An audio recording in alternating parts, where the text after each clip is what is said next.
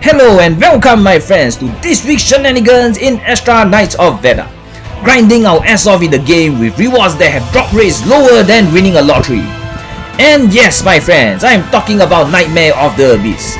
In case you all wonder, did I forget to upload the video last week? Did I get abducted by aliens? Did I get stuck in a place filled with zombies and no internet? Actually, it is because I can't make any content with my usual 3 musketeers anymore. As the endgame content of this game is, how would I say, as a knight. If you look at Nightmare of the Abyss, it is always running rampant with a few knights. Mainly Aslan, Bikki and Whitehair, with an occasional Astra, Aurora and Elia. What does this mean? I have fallen to the dark side of having the meta units. But of course, I have not spent any money to get them to Fate 7.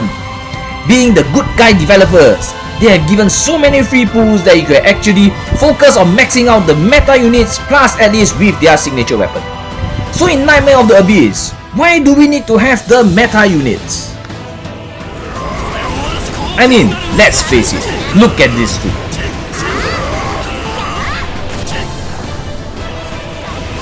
Do you even need to say more?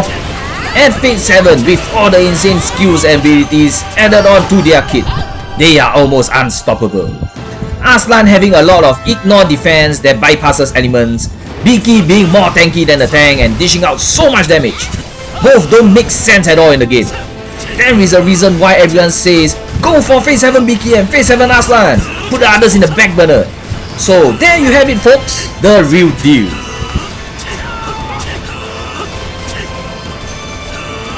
Going into Nightmare of the Abyss, I have purposely left my team in full auto in the fight by heading to the washroom and coming back to check out the results. This is at Abyssal level 12 or 13, I can't remember.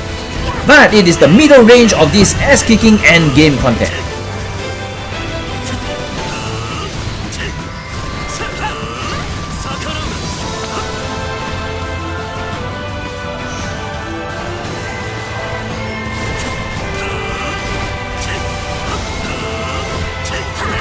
Even though I have them at Fate 7 and with Mythic promotion, the minions and mid-bosses are still a pain to handle. Just a small misstep with auto for my Aslan, he can very well fall to the ground even though you see that he deals a shit ton of damage with above average stats. Bikki takes over the game and she just whirlwinds everything in sight, vomiting poison all over the floor as though she is using bad breath every turn. I have tried using my favorite 3 musketeers at Fate 2 for each of them. They can't do jack squat at all man. They either die in one hit or they deal totally insignificant damage, no different from a noob feeding the opposing team in Dota and Counter-Strike. This endgame really caters to specific meta units, which is sort of good and bad at the same time.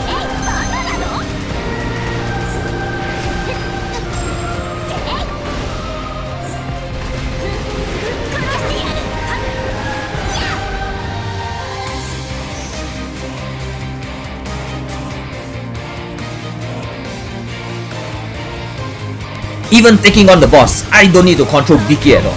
She just goes in and can Shiro the shit out of it. Sadly, I missed the 2 minutes and 30 seconds mark by just a few seconds together with the thief.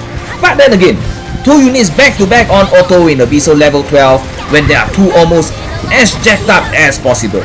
I totally cannot imagine those that auto in Abyssal level 25 and they solo it. What type of steroids are they taking man?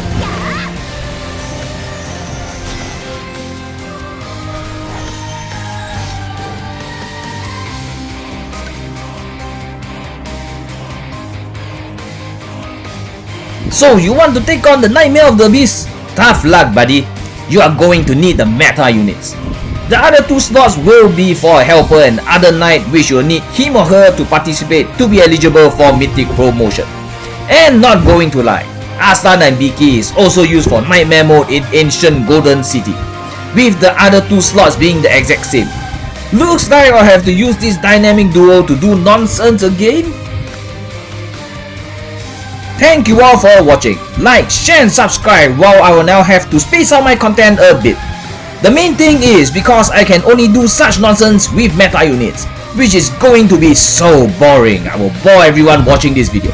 But don't worry, whenever there is a new unit, There will be 2 videos on it to explain as much information as I can, since I can only fiddle with them after my working hours. So till next time, happy metaing and game on, my friends!